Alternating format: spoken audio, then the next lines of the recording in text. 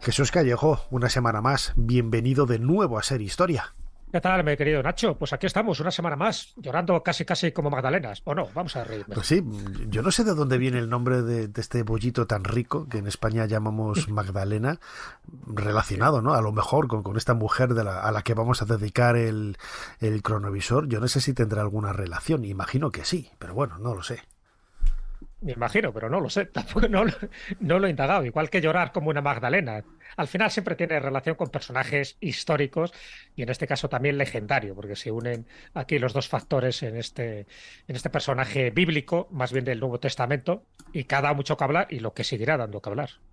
Desde luego, porque a ella ya dedicamos en la etapa con Javier Sierra, al comienzo del cronovisor, un cronovisor cortito, dedicado a la Magdalena. Bueno, hablamos un poco también de ese papiro, ¿no? Que salió en su momento, hace 5 años más o menos, en donde bueno, pues se daba una serie de pautas históricas que podrían refrendar, o sí o no, según quien lo interpretara, la existencia real de María Magdalena, si fue o no la esposa de Jesús, pero desde luego siempre el papel de las mujeres en el Nuevo Testamento, a pesar de la importancia que tienen en el texto sagrado, la Iglesia parece que las ha dejado de lado, ¿eh? Bueno, ha tenido distintas épocas. Es cierto que en aquella época, si nos vamos a 2000 años de antigüedad, las mujeres en la sociedad judía y luego también en la cristiana ocupan un papel secundario, pero vamos, ocurría en Europa, ocurría en Asia, ocurría en África y ocurría en todos los lugares. Poco a poco es verdad que se ha ido reivindicando la importancia que tuvieron muchas de esas mujeres que casi siempre estaban a la sombra de personajes, pues eso, muy influyentes, fueran monarcas, emperadores, fueran obispos o fueran, pues eso, filósofos. En el caso de María Magdalena, es verdad que no tenemos demasiadas referencias en el Nuevo Testamento, pero por lo menos en el Nuevo Testamento canónico. Luego hay evangelios apócrifos donde se hace también mención a ella. Pero sí se induce que tuvo una importancia capital. De hecho, se habla muchas veces de las tres Marías, ¿no? Incluso están representadas en cuadros, en esculturas, y si haces caso un poco al pasaje donde se describe a las tres Marías, que es el Evangelio de San Juan, realmente habla de las cuatro Marías. Es decir, hay una María que es fundamental, que es la Virgen María, que es la madre de Jesucristo, pero hay otras Marías también que tienen un papel fundamental, como es María de Cleofás, que estaría también en la crucifixión, que sería la hermana, la supuesta hermana de la Virgen María, que es la que se casa con Cleofás. María Salomé, que sería otra de las hermanas de la Virgen y la madre del Santiago el Mayor, es decir, del Santiago Apóstol, el que supuestamente estaría enterrado en Santiago de Compostela, y también sería la madre de Juan. Y por otra parte estaría María Magdalena o María de Betania, como también así se la ha identificado. Es decir, que en el momento de esa crucifixión habría cuatro Marías principales y no tres Marías. Ese protagonismo que tienen las mujeres es mayor de lo que nos han querido demostrar. Y luego, cuando nos vamos a los evangelios apócrifos, y en concreto hablando de María Magdalena, donde ha tenido como distintos avatares, ¿no? Ha pasado de prostituta a santa y ha pasado un poco como una reivindicación femenina a lo largo del tiempo. Y sin embargo, hay que ser conscientes de la época en la que se habla de esta mujer, eh, nacida supuestamente en Magdala, en esta localidad situada muy cerca del lago Tiberíades, y que con el tiempo va adquiriendo distintos perfiles, hasta el punto, y estamos hablando, fíjate, de épocas muy recientes, hasta el punto de que, por ejemplo, Juan Pablo II la llegó a nombrar apóstol de los apóstoles. O sea, el apóstol de los apóstoles, esto es un título que no todo el mundo tiene y que yo sepa es la única mujer que ha tenido este título, esta dignidad, esta prevalencia y sobre todo este carisma. Sé que, claro, María Magdalena ocupa muchísimos elementos dentro de su biografía, incluido la parte, pues vamos a llamarla con un poco más novelesca, más literaria, la de sangre real, en fin, si tuvo descendencia, si estuvo casada con Jesús, etcétera, etcétera. Bueno, todo esto un poco, si quieres, lo vamos analizando, pero desde luego es un personaje para mí muy fascinante por la cantidad de variantes que tiene, tanto las canónicas como las apócrifas, gracias a los evangelios gnósticos de Nag Hammadi, y que a día de hoy pues todavía se sigue cuestionando un poco la figura y hay gente que todavía le sigue extrañando que haya iglesias dedicadas a María Magdalena, cuando María Magdalena solo en Francia tiene más de 200 advocaciones en distintas iglesias y templos, y en España tiene muchísimas más. Es decir, que nunca se ha dudado de la santidad de esta mujer con independencia del pasado que tuviera. Desde luego que sí, un personaje fascinante que además solamente por ese elemento extra, ¿no? De ser mujer, con todos los contratiempos que ello suponía en la cultura judía y a lo largo de la historia del cristianismo, pues lo hace más merecedor, ¿no? De estar aquí unos minutos una vez más en el cronovisor. Jesús Callejo, tenemos preparado ya el teclado de nuestra máquina del tiempo. ¿Cuál es la fecha que nos propones en esta ocasión para viajar al pasado a conocer más detalles de la vida de María Magdalena? Pues la fecha es el 9 de septiembre de 1279.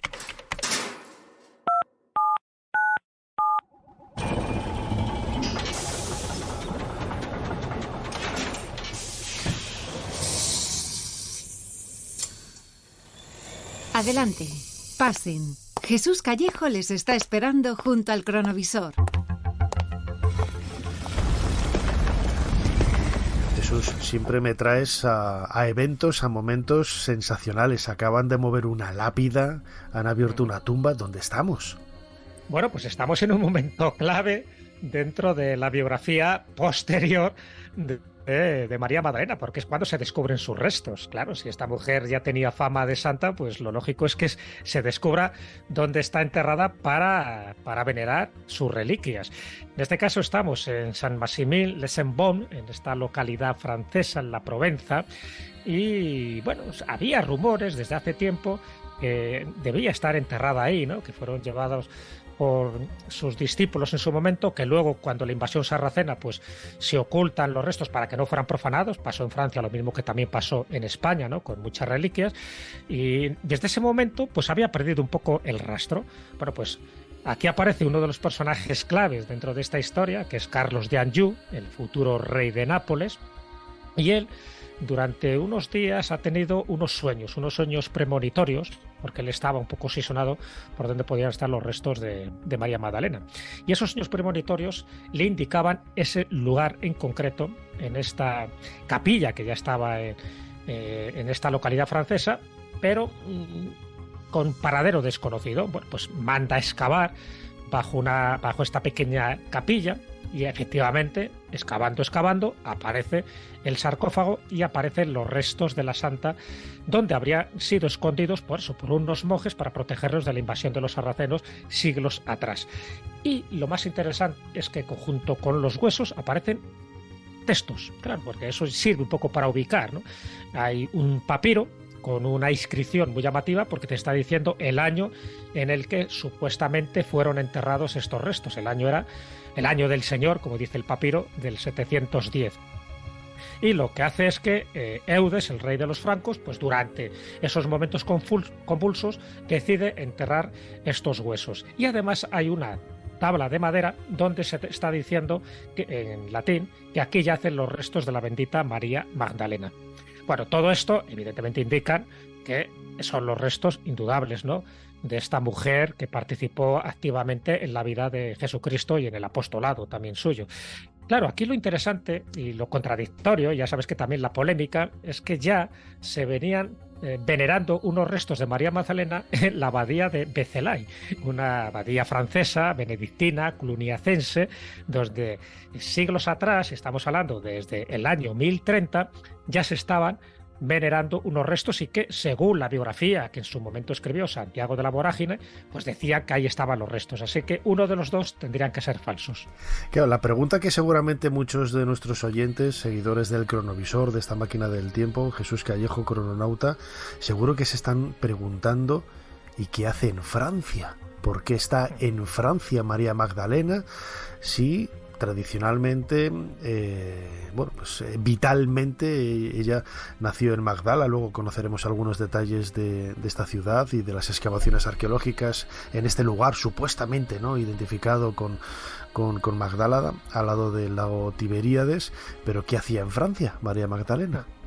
Bueno, pues aquí tenemos que tirar de leyendas, evidentemente. Y hay dos leyendas, además.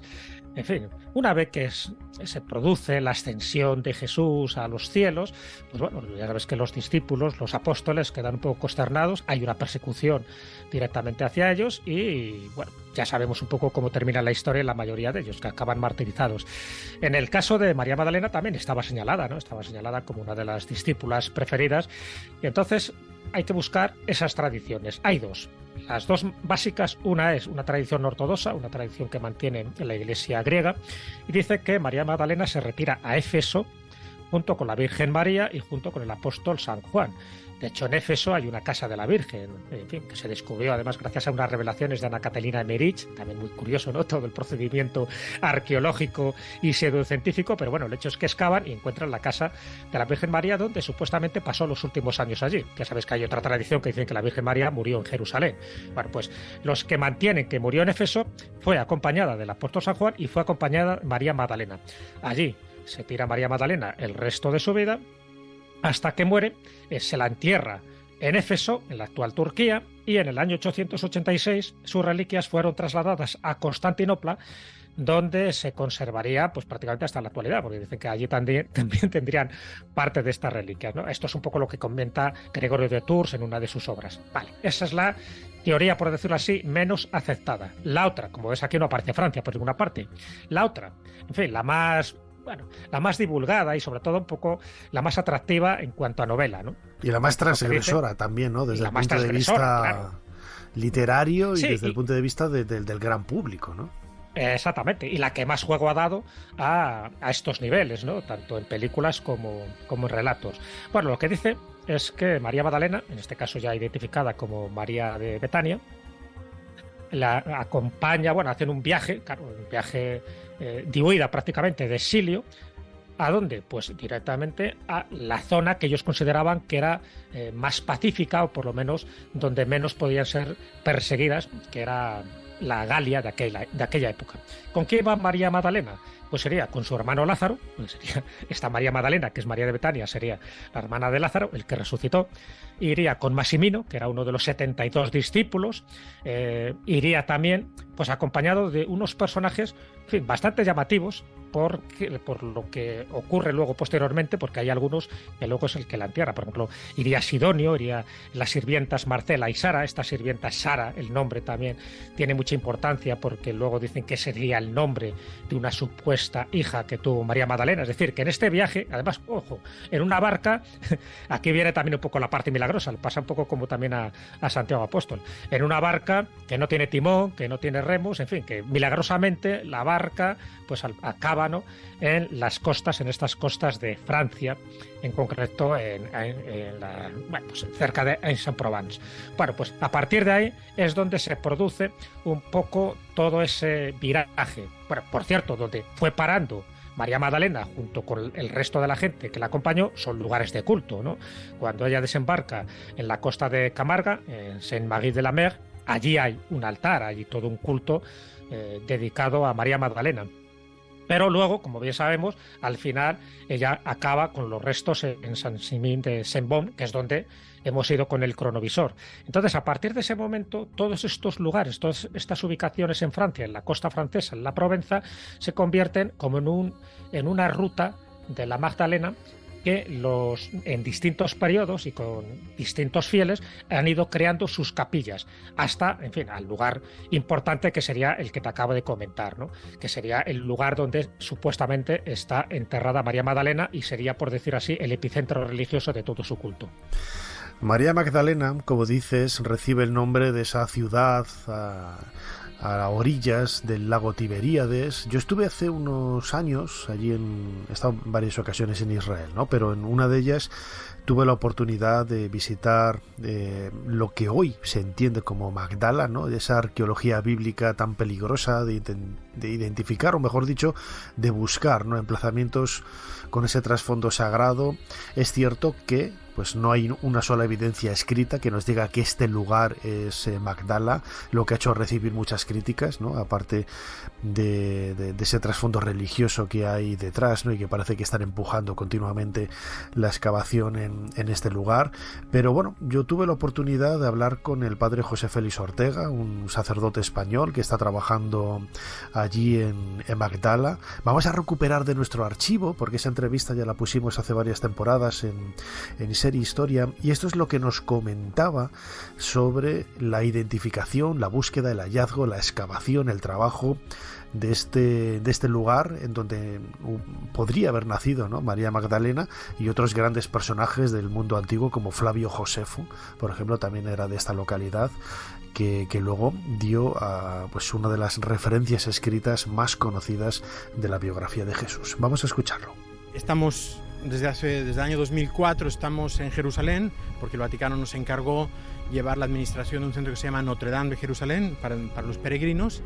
Y desde que llegamos aquí a la Tierra Santa, tuvimos la inquietud de tener algún otro lugar aquí en la zona junto al lago, porque todos los peregrinos visitan Jerusalén y todos los peregrinos vienen aquí a la zona del lago. Entonces teníamos esa idea de querer tener algo aquí. Y así nos encontramos con unos terrenos, en esta zona donde estamos ahora, estos terrenos donde estamos, con la idea de decir, bueno, vamos a comprar estos terrenos para construir aquí una iglesia. Lo que queríamos era construir una iglesia para conmemorar el ministerio de Jesús en la zona del lago y también tener en el futuro una casa de huéspedes, un hotel para peregrinos. Esa fue la idea. Y eso fue lo que hicimos, compramos estos terrenos y empezamos a construir. Pero cuando empezamos a construir, oh sorpresa, que debajo de donde nuestros pies, debajo aquí, resulta que encontramos arqueología, ¿no? Y nadie esperaba eso. Y voy a decir una cosa primero, que son un poco, ni siquiera lo queríamos, porque lo menos que quieres es encontrarte arqueología porque, ¿verdad? Así es, ¿no? Y no puedes hacer tu proyecto, no has comprado un terreno para buscar arqueología, no, sino con otros fines, ¿no? Lo bueno, eso fue lo malo, vamos a decir sí, pero lo bueno fue que lo que encontramos es algo muy importante, de mucho valor, ¿no? De mucho valor, no solamente desde el punto de vista cristiano, sino desde el punto de vista cultural, histórico, de un patrimonio que tenemos aquí nosotros, ¿no? Entonces, ¿qué es la ciudad de Magdala? ¿Cómo sabemos qué es la ciudad de Magdala? Porque estaba perdida la ciudad de Magdala antigua y la hemos encontrado.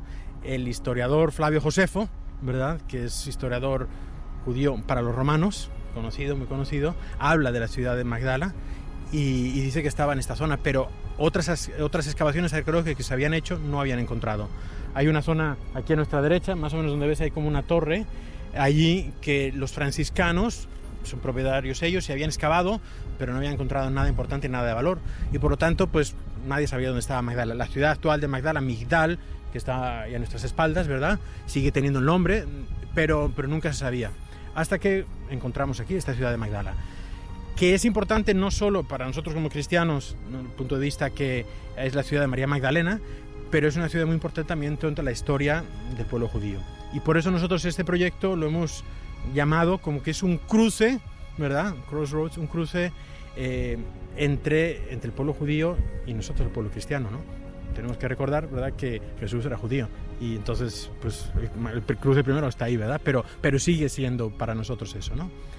Es por la coincidencia con la descripción de Flavio José, ¿sí?, con lo que se ha encontrado aquí, ¿verdad? En realidad eso es, y el lugar, o sea, que sabía que Magdala estaba aquí, pero no se sabía dónde, ¿no? Con las descripciones de Flavio José en cuanto a la montaña, el Monte Arbel, que está aquí a nuestras espaldas, la cercanía con Tiberíades, entonces aquí, estamos hablando de Magdala, ¿verdad? Por ahora hemos encontrado muchos objetos, ¿verdad? Monedas, cientos de monedas hemos encontrado, muchas, pero no hemos encontrado nada que diga Magdala. Eso es para que quede claro, ¿no?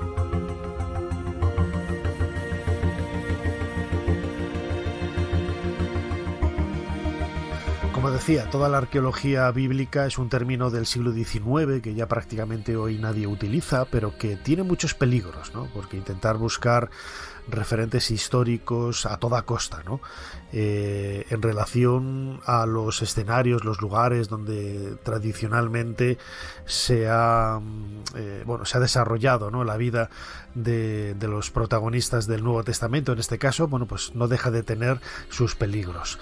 Jesús Callejo, crononauta, lo comentabas antes, ¿no? Igual de peligroso es esto como intentar reforzar, o mejor dicho, buscar soluciones a esas leyendas, ¿no?, vinculadas a la figura de María Magdalena, su viaje a Francia y también, bueno, pues su vínculo con algunas agrupaciones, órdenes muy misteriosas como los cátaros también, o los templarios, ¿no?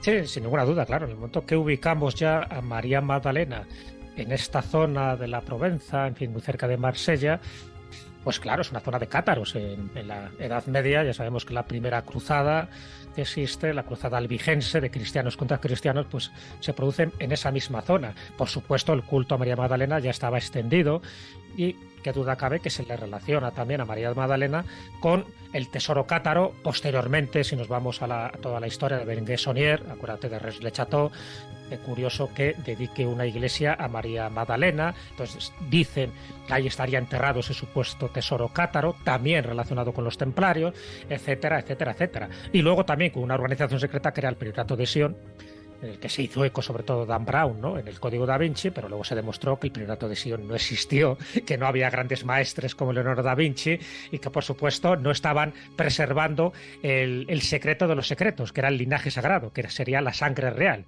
que sería etimológicamente el auténtico grial, la descendencia de Jesús de Nazaret con María Magdalena.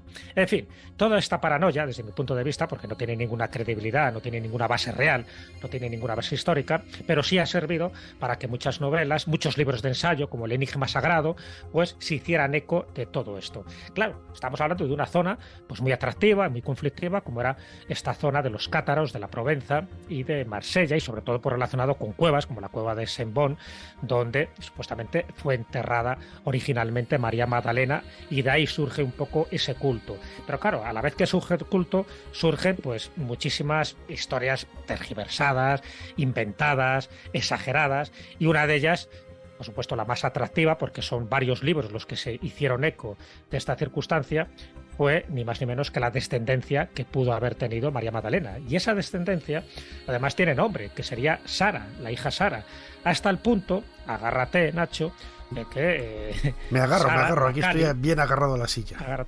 Sí, pero para que veas un poco cómo va derivando este tipo de cosas. A mí que me gusta un poco buscar los orígenes de las tradiciones y las génesis, ¿no?, de algunas creencias, pues dice, bueno, cómo se disparata, ¿no? En este caso, Sara la Cali, que es la patrona de los gitanos, venerado en Saint-Marie de la Mer, pues dicen que era esta, la hija de Jesús y María Magdalena, cuando ellos para nada han alegado esto. Pero claro, utilizan esta Sara que iba en esta barca sin velas, ¿no? En fin, cuando se produce este exilio, y esta Sara, que era una sirvienta, no tiene nada que ver con la Sara descendiente, y no tiene nada que ver con el culto local que tienen los gitanos franceses de esa zona, ¿no?, que es Sara la Cali, que es Sara la Negra, por cierto. Bueno, tiene que ver con otras derivaciones, pero cómo cogen un nombre que es Sara y van mezclándolo, ¿sabes?, como si hiciera una mistura, y al final, pues yo creo que lo que es liando la madeja, van liando la madeja, que al final ya la gente no sabe muy bien si tuvo descendencia o no tuvo descendencia.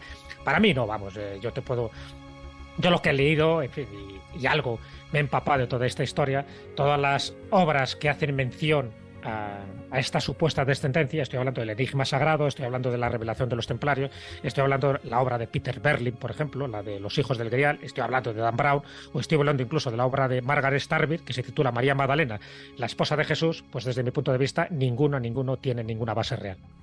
Claro, es un tema muy polémico, ¿no? La figura de Jesús, a nadie se le pasa por la cabeza que un judío del siglo I pues no estuviera casado, ¿no? Y claro, buscando, ¿no?, y leyendo entre líneas en esos textos, bien apócrifos o bien los textos canónicos del Nuevo Testamento, los evangelios de Mateo, Marcos, Lucas y Juan, siempre se ha intentado ver, ¿no?, alguna relación entre María Magdalena y Jesús, incluso las bodas de Caná, ¿no? Se ha llegado a decir que era la propia boda de Jesús, donde apareció su familia, donde se menciona a sus hermanos, etcétera. Y bueno, la Iglesia, siempre por dar ese halo de santidad, de unicidad, ¿no?, a la figura de Jesús, siempre ha estado echando balones fuera, diciendo que no, que ese término no es hermano, sino que son primos o son hijos de José de un matrimonio anterior, que Jesús nunca estuvo casado, pues por dar ese aspecto también que luego los sacerdotes, ¿no?, han hecho gala, algunos de ellos, a lo largo de 2000 años, ¿no?, del celibato, etcétera, ¿no? Todo ello crea un espectro bastante singular, ¿no?, desde el punto de vista ideológico, y María Magdalena está en el centro de la diana, como si fuera la esposa de Jesús. Sí, bueno, sí, de hecho la tratan en algunas en algunas obras teológicas, ¿no? Posteriores, porque siempre hubo esta polémica. Claro, a ver, ten en cuenta que los que quieran un poco atacar los fundamentos del cristianismo, si tú atacas, por ejemplo, pues eso, que Jesús no era el que nos han contado, sino que al final pues se casó, que tuvo descendencia, pues hombre, algo se va perdiendo un poco de esa figura mística. Si encima, además, intentas demostrar, como han intentado hacer algunos, que Jesús no resucitó, que se puede encontrar su tumba, de hecho ya sabes que hay 7 tumbas distribuidas por el mundo, ¿no? Donde dice que está enterrado Jesús. Bueno, pues si al final llegas a demostrar que no resucita, que todo lo de la crucifixión fue una especie de parodia o de obra teatral y que realmente él murió, pues te estás cargando uno de los fundamentos básicos del cristianismo, que es la resurrección. Entonces, bueno, por ahí es donde suelen atacar muchas veces pues teólogos que no, dentro de los teólogos cristianos, pues ya sabes, estaban desde los arrianos y actualmente pues desde los evangélicos, los protestantes, los testigos de Jehová, incluso los mormones. Todos son cristianos, pero cada uno tiene una visión distinta, ¿no? de la vida y de la obra de Jesús, y por supuesto de la gente que le rodeó. De hecho, también se ha hablado, ¿no? de que en la última cena Juan, el discípulo amado, en fin, ese que su cabeza queda recostada en el hombro, dicen que no es realmente San Juan, sino que sería María Magdalena. En fin, que todo eso es lo que hace un totum revolutum. Quizás el último revuelo apareció hace casi 5 años con un papiro de un evangelio apócrifo en donde... No, fue descubierto en el 2012, Nacho. El 2012 fue descubierto en la Universidad de Harvard. O sea, que ha pasado ya más de 10 años. Sí, pero digo que la polémica salió por la investigación que fue publicada hace relativamente cuando se pocos dio a años. conocer falso, ¿no? Sí. Sí. Y entonces, pues Karen King, esta mujer, ¿no? Sacó a la luz el hecho de que podría ser un papiro que demostrara ese vínculo más allá de lo afectivo entre Jesús de Nazaret y María Magdalena. Vamos a tomar de nuestro archivo esa voz de Javier Sierra, hablando precisamente de este papiro tan insólito que luego, al parecer, se ha demostrado que era falso. Bueno, la doctora King no es una experta cualquiera en este tema. Ella tiene la cátedra Hollis de la Escuela de Teología de Harvard. Es una mujer muy prestigiosa, autora de muchos libros sobre la historia del cristianismo, y que de alguna manera presentando ese papiro a la comunidad científica en un congreso internacional tan importante como el que se estaba celebrando en esos días en el Vaticano, se estaba jugando su prestigio, ¿no? Muchos fueron los conferenciantes y los expertos que se acercaron en las horas y días inmediatamente posteriores a este anuncio para pedirle más información sobre la procedencia del papiro. Y ella lo único que podía decir es que el papiro había sido comprado por un coleccionista anónimo hacía ya años, que había dado ciertos tumbos por algunas universidades y que nunca había sido aislado y traducido en su integridad, ¿no? Y que por eso había pasado desapercibido. Aquello mosqueó a muchos de los expertos porque tan importante es la evidencia arqueológica en sí, tú lo sabes muy bien, como poder contextualizarla, saber en qué estrato, en qué lugar, en qué biblioteca o en qué depósito ha estado durante tanto tiempo. Estamos hablando, por tanto, de un documento que se escribe supuestamente en el siglo IV de nuestra era y que hasta el siglo XXI desaparece. No tenemos la línea de tiempo, ¿no? que pueda rastrearse. De hecho, Karen King publicó varios, lo que se llama en el argot científico, varios papers, varios trabajos en revistas científicas de la Universidad de Harvard que, en fin, que consolidaban la naturaleza positiva del hallazgo. Pero finalmente el papiro, como no podía ser de otra manera, terminó en manos de los laboratorios de radiodatación para tener una evidencia lo más sólida posible sobre la edad del soporte. No estamos hablando de la edad del texto, podíamos estar ante un papiro que quizá fuera del siglo I a.C.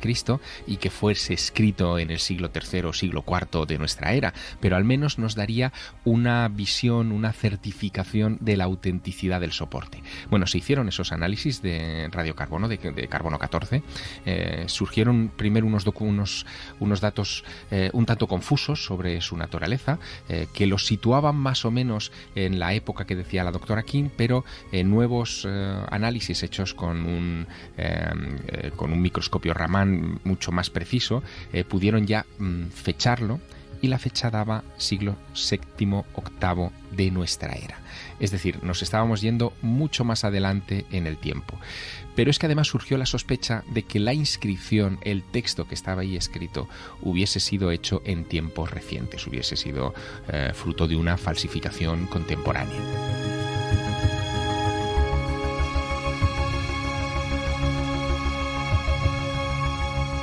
Jesús Callejo, crononauta, la figura de María Magdalena no deja indiferente absolutamente a nadie, ¿no? Y ni siquiera incluso a los falsificadores, ¿no? de antigüedades, que unos Karen King, yo no sé lo que seguirá diciendo, ¿no? Pero hay mucha gente que sigue defendiendo la autenticidad de este papiro, otros dicen que es falso, o sea, letras nuevas escritas sobre un papiro antiguo. Hay mil formas, ¿no?, de recrear todo esto. Yo no soy experto, no soy filólogo ni epigrafista de griego ni nada parecido, y me fío un poco de lo que dicen los expertos, ¿no? Sí, bueno, fíjate que se habla de papiro y prácticamente lo que se conserva es como una tarjeta de visitas. Es un recuadro ahí muy pequeñito, pero bueno, ese recuadro sí que se habla de la esposa, se habla de María Magdalena. De hecho, se le tituló pomposamente, ya sabes, a nivel mediático, el Evangelio de la esposa de Jesús, sabes tú. El Evangelio es un trocito de nada. Pero bueno, un poco en la línea, si al final se demuestra lo que hemos escuchado, ¿no?, a Javier Sierra, que es una falsificación y que procede como mínimo del siglo VII, o sea que, bueno, no tiene nada que ver con la época de Jesús. Pero no es el único caso, ¿no?, donde intentan atribuir ese supuesto enamoramiento y luego boda con María Magdalena. De hecho, si nos vamos ya directamente a los evangelios apócrifos y también a los gnósticos, pues ahí sí que encontramos una serie de evidencias muy llamativas, ¿no? No tanto en el evangelio de Pedro, en este evangelio apócrifo, porque bueno, solo habla un poco de María Magdalena en su papel como testigo de la resurrección de Jesús, pero si nos vamos a dos que aparecieron en Az-Hamadí en 1945, sí que en Egipto, mucho la siempre atención. hay que mencionar Egipto, claro que sí. Hombre, en Az-Hamadí, evidentemente, hombre, es evidente, ¿no?, que aquí Egipto ocupa un papel fundamental en cuanto al desciframiento de estos datos ocultos que revelan un poco más la personalidad de María Magdalena. Entonces hay dos de esos evangelios, que es el evangelio de Tomás y el evangelio de Felipe, donde sí nos dan una serie de datos, porque eso sí que está comprobado que son auténticos, son reales estos evangelios, sí nos dan una serie de datos muy significativos sobre María Magdalena. En el caso del evangelio de Tomás, pues aparece mencionada como discípula muy cercana a Jesús, ¿no?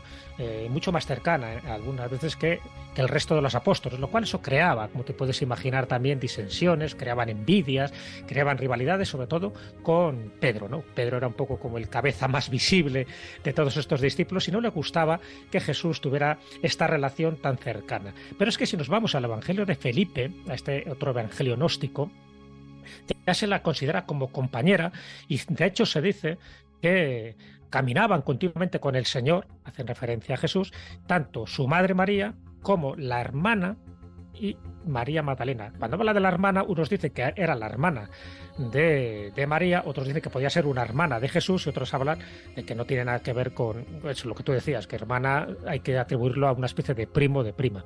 Y también iría Magdalena. Magdalena la designa como su compañera y en uno de los pasajes polémicos de este Evangelio de Felipe dice que solía besarla en la boca a menudo. Claro, ya sabes que las interpretaciones son, bueno, este es un signo de respeto, otros dicen que no, que había algo más que un respeto, en fin. Un pecado muy grande, ¿no? Había Había pecado ahí detrás de todo. Entonces, claro, si vas sumando un poco todos estos datos son los que han servido para que luego haya salido papiros como este que acabo de comentar o novelas como la de Margaret Starbeer hablando claramente de que realmente estuvieron casados y que la Iglesia, en fin, en esas censuras que a veces se impone en cosas que no cuadran dentro de su teología, pues eliminó esos pasajes y siempre ha querido desligar la figura de como alguien sentimentalmente vinculado a Jesús de Nazaret. Pero bueno, estos datos son llamativos, ya te digo, estos evangelios apócrifos, el que sean apócrifos no quiere decir que lo que cuenten sea falso, pero es muy llamativo, porque sobre todo estos dos evangelios apócrifos dicen algo muy significativo y difícil de entender, porque estamos hablando del gnosticismo y por lo tanto de una simbología muy, muy esotérica, pero dicen algo, que fue receptora de revelaciones privadas y secretas de Jesús, que solo pudo haber sabido ella. Y eso generó la envidia de Pedro, y esas fueron un poco lo que dicen las dos iglesias, ¿no? La iglesia de Pedro, que luego se consolida con San Pablo, y la otra iglesia, la de María Magdalena, que fue la que quedó relegada al olvido. Lo importante que tiene todo este trasfondo humano, y es que precisamente los protagonistas de estas historias, a pesar de la santidad que nosotros les hemos dado tiempo después, eran seres humanos, eran personas con sus miedos, sus anhelos, sus amores, sus recelos, sus envidias también, hay que decirlo, su violencia. Nadie puede huir de este tipo de elementos que caracterizan al ser humano, ¿no? Y María Magdalena pasa por ser una de esas grandes protagonistas de la historia del cristianismo primitivo, con mucha polémica, con mucha leyenda negra también por detrás, pero sin lugar a dudas una de esas mujeres, de las mujeres más importantes, me atreveré a decir casi que después de la Virgen María, de las mujeres más importantes que ha habido en el Nuevo Testamento. Jesús Callejo, crononauta, una vez más, como siempre, muchísimas gracias por habernos ayudado a hacer un poquito más de historia. Pues nada, muchísimas gracias a ti. Como sé que te gusta mucho la leche, no te voy a dar una magdalena, pero te voy a dar una mantecada de Astorga, que por cierto no había salido León todavía. Pues mira, la acepto con cariño y la comeré con fruición. Así es. Hasta la semana que viene. Chao. Suscríbete a Ser Historia. Todos los episodios y contenidos adicionales en la app de Cadena Ser y en nuestros canales de Apple Podcast, Spotify, iVoox, Google Podcast y YouTube. Escúchanos en directo en la Ser los domingos a la 1:30 de la madrugada. Cadena Ser. La radio.